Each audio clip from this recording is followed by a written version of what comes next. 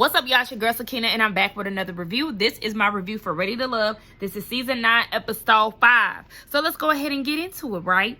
So it picks up where it left off last week by Red, as we already knew. I knew Red was going to be the one to go home. The ladies just simply were not feeling him. So, yes, Marvin is happy to see another day, but he's also rethinking his connections because he feels like if his connections were that strong, then he wouldn't be in the bottom.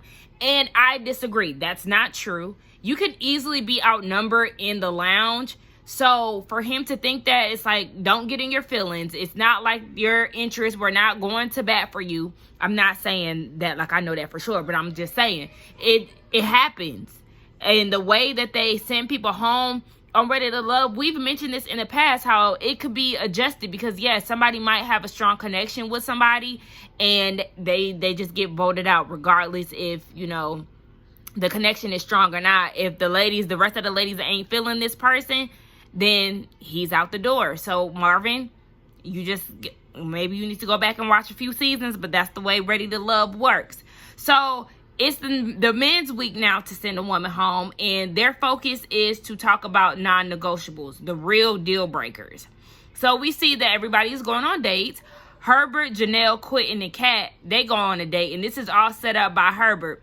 I said, Herbert, look at you being messy. But Janelle shows up first, and of course, she has these two men that are interested in her and vice versa, and they're competing for her attention. So Janelle said that Herbert ain't been texting her back. I said, okay. And then he tried to change the subject, giving her compliments and all of that. Nah, let's focus on why you ain't been texting me back. So Kat enters the date, and she's really not feeling this whole double date idea because Janelle had already got a head start with the men. And I was like, I'm wondering if this started this feud that Janelle and Kat have, because I didn't watch the video, but I did see that somebody, I'm not sure who it was on like my homepage on YouTube, but somebody had posted a video of Janelle responding to Kat.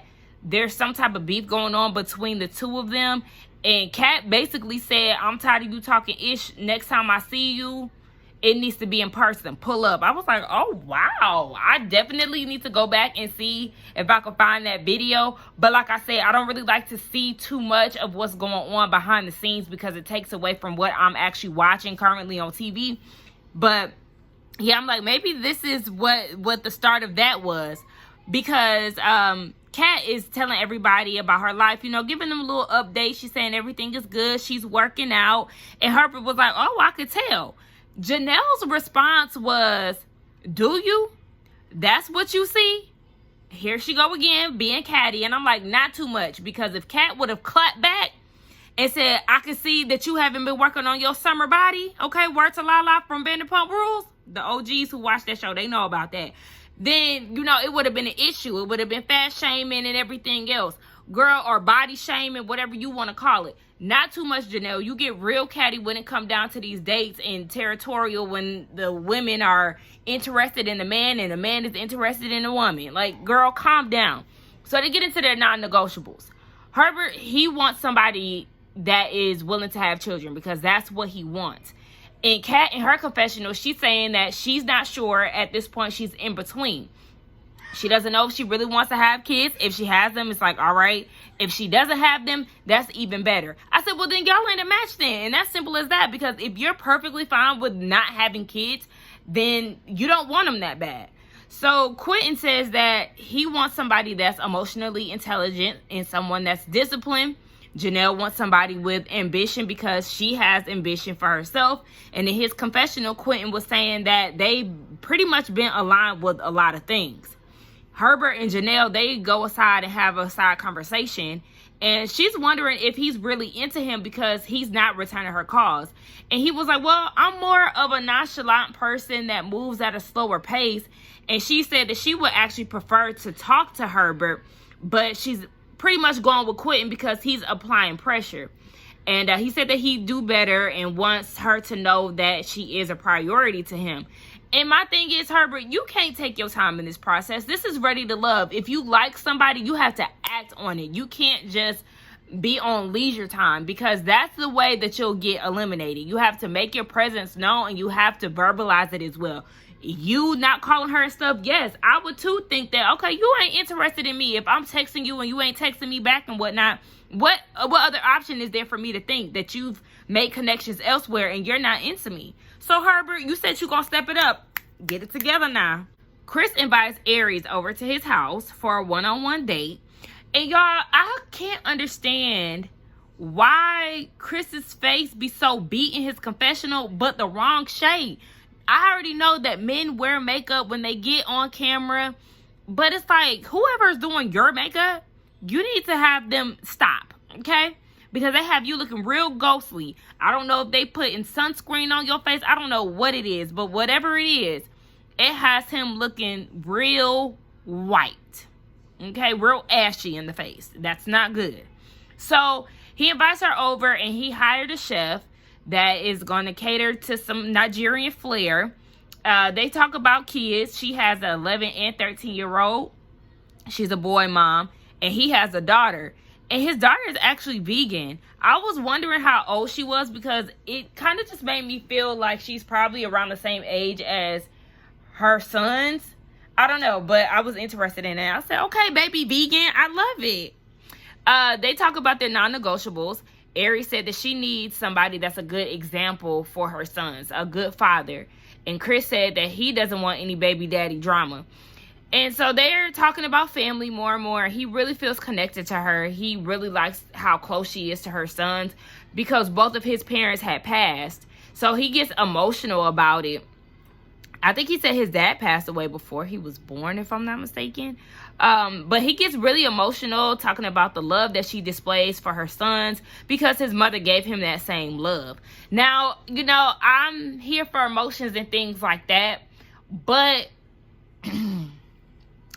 I kind of felt like he was putting on for the cameras, y'all. I don't know if y'all felt the same way, but I'm just saying because the tears just weren't there. They weren't there. Okay, and y'all know how I feel about people forcing tears and emotions. If it's not there, then it's not there. You look more like a fool when you try to cry versus just, you know, verbalizing how you feel about it. But trying to cry and not producing tears, it's awkward. It's weird, and I'm gonna question it. Okay? Now I'm not questioning his true emotions. I just felt like, you know, the cry, I felt like he tried to add a little spice with trying to, you know, produce some tears that just never seemed to come about. But he feels like they've made a deeper connection. And to me, I just don't know. I don't know about this. I wasn't looking at this feeling like, yeah, I could see it. I could see this. But what I wanted to know is, where is Jessica? Why didn't you invite Jessica to your home? Okay? My sis went on a campaign to make sure that you stay in the runnings. And she didn't get invited to the house for a little Nigerian private dinner with your little Nigerian outfit on. It was cute too. I said, okay, yellow. But yeah, I just want to know where Jessica was because I felt like we've seen more of their relationship developing compared to him and Aries. But we already know with Ready to Love, they do a lot of background connections. So she's probably one of his strong connections and we just don't know about it. Because like I said, Chris, he's very forgettable for me. I always forget that he's a part of the cast until I see that cast over his face in his confessionals. Marvin invites Unique out horseback riding that leads to a picnic. I said, oh, she finally put together an outfit that looks good. Okay, I liked her slick back ponytail. I like the outfit that she put together because y'all know Unique, I really don't see it for her hair, makeup, or style-wise. I don't like it. Maybe she need to partner with my girl Sierra, get a consultation or something. But sis, I feel like she is the worst dressed, just like overall style. I feel like she's at the bottom. I'm sorry, sis, but I gotta be honest. They're very awkward. I don't know if y'all picked up on that, but watching it, I felt very cringy vibes. Like, y'all really don't have too much to say. What is this? What's going on? And then they kissed out of nowhere. I said, is this editing? Because what is this? Y'all just kissed out of nowhere. It's like, okay, well, we ain't got nothing else to do, so let's just go ahead and kiss. Get that awkward part out of the way. Because y'all ain't talked about enough to be doing all that kissing and stuff. So anyway, she said that everything felt right. Yeah. Into the negotiables they go. Marvin said that he wants 2 more children. He really wants a boy. And Unique is like, oh, well, that sounds like you'll pretty much do anything to have it. And he was like, yeah, so I got a daughter, you got two. If we were to have a boy, then I'll be content with that. And, you know, it just seems like she's not really into having kids. And he said that he really would prefer somebody without, a woman without children, because, you know, that's more of a guarantee that they want children. And, yeah, obviously it ain't gonna work for y'all, because the way that she was acting, she's saying F them kids without saying it. Morier, Jessica, Sierra, Kira, Herbert, and Chris, they all go to an improv class. So this is Morier's way to get them to talk about their negotiables in a more creative way, or non-negotiables in a more creative way. I said, okay, Morier, I like this. So Jessica and Chris, they were given a topic. What was their topic? Child, I forgot. Oh, they just got in an accident, and after the accident happened, now it's the car ride home. And, you know, they're improv and stuff. It was good. And Chris felt like in the midst of their improv that Jessica was attacking him and basically putting all the fault on him, to the point where he felt like it was getting real. I was like, okay, get out your feelings. What are you talking about? So his non-negotiable is he's about finding a resolution. And she said that she wants somebody that is going to have a plan if something happens to her. You know, if she gets ill or something like that, she needs a man with a plan. And he said, well, you're my priority, and I own a business. So you're my business until you get better. I said, okay, you won me over with that one. But I ain't like how you was in your feelings about the improv. Like, okay, settle down now. Not too much on my girl Jazz. But I like that little line that you spit. I said, okay, 2 snaps for you. So then we get into, I put Chris and Sierra. No, it was Herbert and Sierra. Their scenario was they had just left the hospital with his family or something like that. So, you know, Sierra got right into character. She was like, all right, your mama was on me like white on rice, you know, blah, blah, blah. She got really into it. And she said that she wants kids because she was like, I was looking at the kids and you know, you drugged me away real quick. Maybe we could have did it in the bathroom, a little something. It was real cute. But Herbert said that he wants marriage and he wants children too. So they both see each other in a different light after that, because, you know, they both want the same things. So then we move on to Morier and Kira. I don't even know what their scenario was. I didn't write it down for anybody, but I just couldn't remember what theirs was. And she doesn't even really role play. She kind of gets straight into her non-negotiables.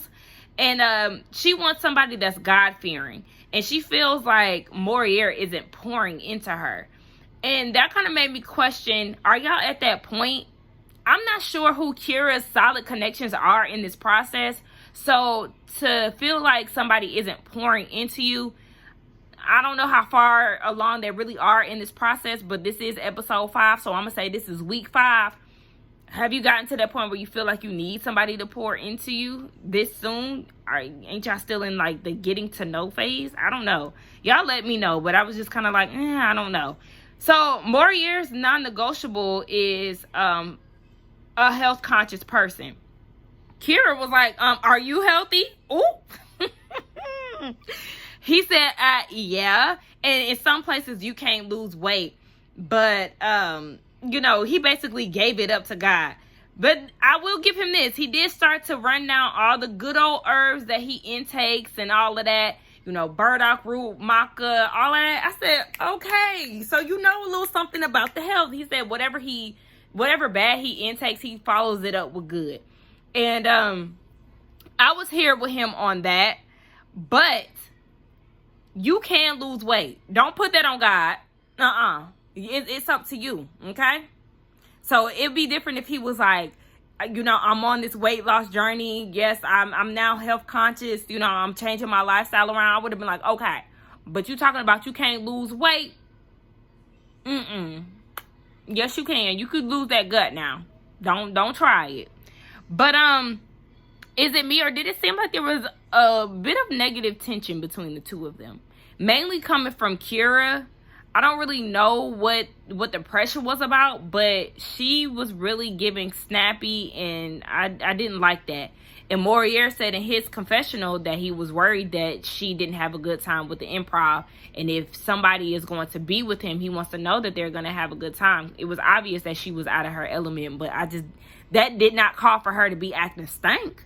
So then we move on to Phil and Kat. They go on a date and they get straight into their non-negotiables. So Phil, he really isn't a religious person. He's more of the spiritual type. And that's the same for her. She said she grew up in the church, usher boys and all of that. But, the older she got, she just realized that was not for her.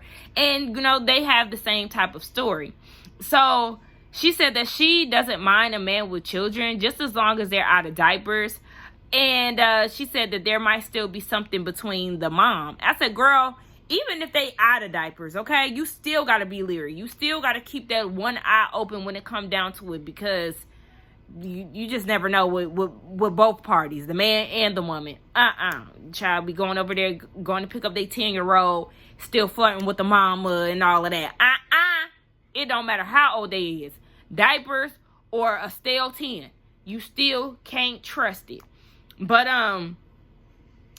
she said as long as there's no drama, then, she's cool with that. So Phil is pleased with the date that he had with Kat. Do I see it for them? No. I want Phil and Aries to be together. And I don't know why he didn't go on a date with her. What's going on? I'm not going to get mad because people are exploring their options. Like I said, it definitely seems like this season people are exploring all options and not just clinging on to one person, which I absolutely love. But I'm going to say after this week, after week 5, once we get into week 6, I'm going to need y'all to be, into who y'all into. I need Chris and Jessica to get it together. I need Phil and Aries to get it together. Quentin, what you going to do with Lee? What you going to do with Janelle? Herbert, what you going to do with Janelle? You know what I'm saying? Like, I need this. And Christopher, the carve ball. Sir, where you at?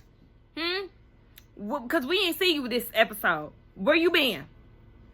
You must have had to work or something, because I was like, why is he not going on dates? He must have been doing some background work. But no, we need you to step forward on camera, okay? Anywho, moving on to the next day. Quentin, Unique, and Kira. Another one that I just did not see coming. But like I said, everybody is exploring their options, so kudos to them.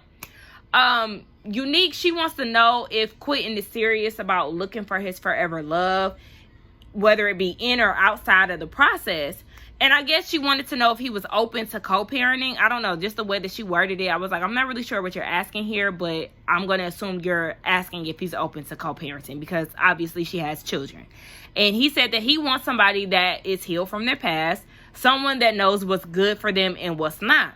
So she said that, healed is subjective, because in her past marriage, she learned quite a lot.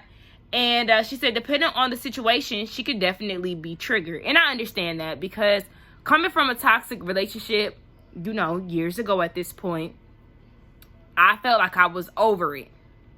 And I was getting over it. And then I would see something on TV, or I would hear something, and it would just trigger me back to that place. Like, I'm angry again. I'm mad. So I understand where Unique is coming from. But if you're still triggered by these things, then you're not there. And I understand that, healing is not an overnight thing.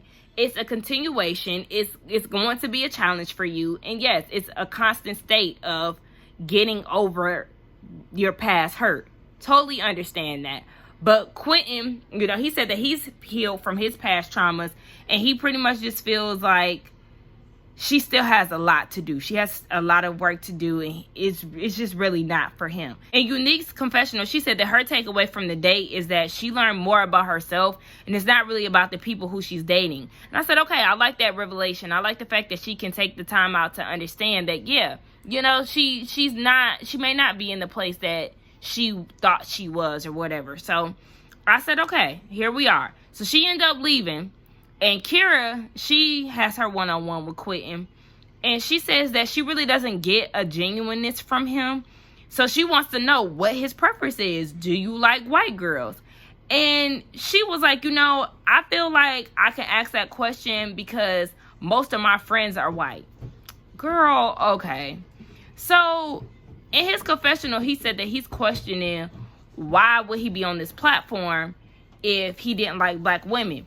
And I agree with that, because with all the dating shows that they have on TV, he could have chose Love Island, Temptation Island, Too Hot to Handle. You know, all those type of shows that have majority white people in the dating pool on those shows. So yeah, I mean, that's not to say that he didn't apply, okay? Because you know some people, they apply to multiples. But it's just like, yeah, he did choose to be on Ready to Love, an all black cast for dating. So yeah. And my thing is, Kira, you're questioning him about whether or not he dates white girls. He could have clapped back and asked you, do you date white men? Because one, you said that all of your majority of your friends are white. Two, you are an ex-Dallas Cowboy cheerleader. Three, you have that uppity personality. So would it be wrong for him to assume that you date white boys? Or you know, anything other than black men? Yeah, because I feel like he could have asked the same thing. He did say that he's dated a Hispanic woman before, but he's never dated a white woman. And at this point, he is completely turned off by Kira. Baby, one thing about Quentin, he gonna let you know if he ain't feeling you. Or at least he gonna tell the cameras that. So then we get down to the gentleman's lounge.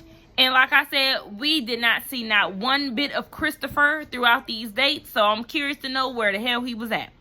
So we start talking about who they're interested in. Morier is interested in Jessica, but we ain't see y'all interacting. Hey. If y'all hear a lot of commotion in the background, my nephew is playing with this balloon. Yeah.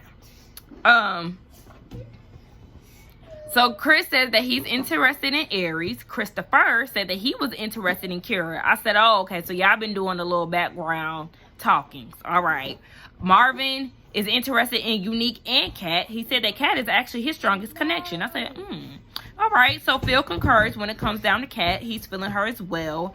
Herbert is feeling Janelle and Lee. And Quentin is feeling both as well.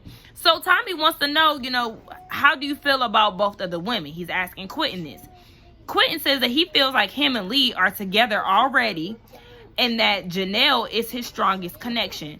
I said, well, wouldn't Lee be your strongest connection if you feel like y'all are already together? Yeah, I'm side-eyeing you, Quentin, for that, because that didn't make no damn sense. And yeah, it just didn't make sense to me. Y'all let me know what y'all thought about that comment that he made. But I was like, yeah, I don't know what you doing over here. I don't know how you go about relationships. But if you feel like y'all together already, but Janelle is your strongest, I'm raising an eyebrow at you. So then we get down to who they're not feeling. Morier is not into Kira.